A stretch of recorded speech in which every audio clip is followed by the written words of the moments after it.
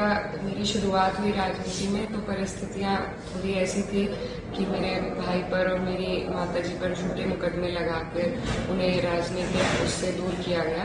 तो उस दौरान मेरा आना हुआ राजनीति में। मेरे पिताजी, मैं बहुत छोटी थी जब उनका देहांत हो गया, लेकिन उन्होंने हमेशा उन्होंने भी आगे बढ़ाया, लेकिन ज़्यादा बड़ा योगदान इसमें मेरी माताजी का रहा है। 15 साल हो गए उन्हें यहाँ से हमारे बीच से गए हुए, लेकिन आज भी उनका जो काम है वो जिंदा है लोगों के मन में, और उनसे मुझे आज भी सीख मिलती है। मुझे बहुत खुशी है कि चाहे हम विपक्ष में बैठे या पक्ष में बैठे, हम एक ऐसे पार्लियामेंट में बैठने जा रहे हैं जहाँ डाइवर्सिटी, पार्टीज की डाइवर्सिटी है बहुत ज़्यादा, और लोगों की ऐसे पार्लियामेंट में मुझे आवाज़ बनने का मौका मिलेगा जहाँ पर लोगों का दबदबा रहेगा। लंदन से पढ़ाई की है और आपका परिवार राजनीतिक परिवार रहा है। आपके पिता मनोहर हसन जी चारों सदन देखे हैं, तो आपका पढ़ने लिखने का टाइम था, अब आप राजनीति में आए हो, तो आपका उद्देश्य क्या है? और आगे चल के जैसे आपने परचम लहराया है, अपना बीजेपी को कैंडिडेट को हराया है।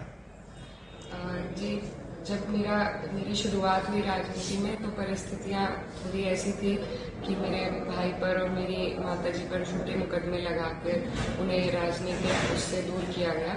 तो उस दौरान मेरा आना हुआ राजनीति में।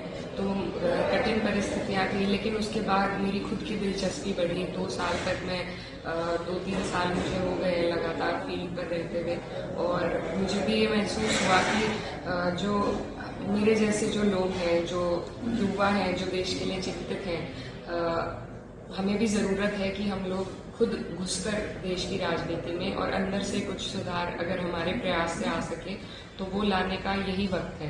तो मुझे मौका मिला, मेरा क्योंकि परिवार राजनीतिक रहा है, तो उनके बदौलत मुझे ये प्लेटफॉर्म ज़रूर मिला है, लेकिन मैंने संघर्ष भी किया है, और मेरी यही कोशिश है कि इस प्लेटफॉर्म को जो मुझे मिला है इसका मैं सही इस्तेमाल करके अपने लोगों के लिए, अपने क्षेत्र के लिए कुछ अच्छा कर सकूँ। आपने लंदन से पढ़ाई की है और लॉ भी की है, तो इसमें आपको पढ़ाई में कैसे आपके परिवार ने, जैसे मुस्लिम समाज में पढ़ाई के लिए उत्साहित नहीं करते, फिर भी आप लंदन से पढ़ी हैं, तो आपके पिता का सहयोग रहा या आपकी माताजी का?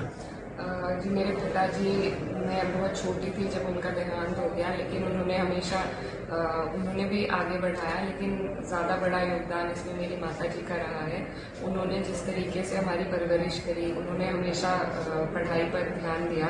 बचपन से ही उन्होंने हमें पढ़ाई की ओर अग्रसर रखा और आगे भी बहुत प्रोत्साहन दिया। अब तक भी वो चाहती हैं कि मैं अपनी PhD, जो कि मेरा बहुत मन था करने का, कि मैं उसे पूरा करूं। अब भी वो यही कहती हैं कि जब भी वक्त मिले तो अपना ये सपना भी पूरा करना।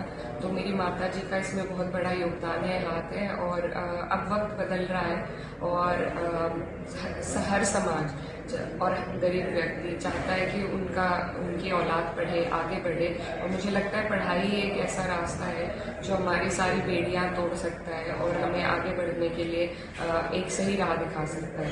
लेकिन कमियां अभी हमारे जो इंफ्रास्ट्रक्चर है पढ़ाई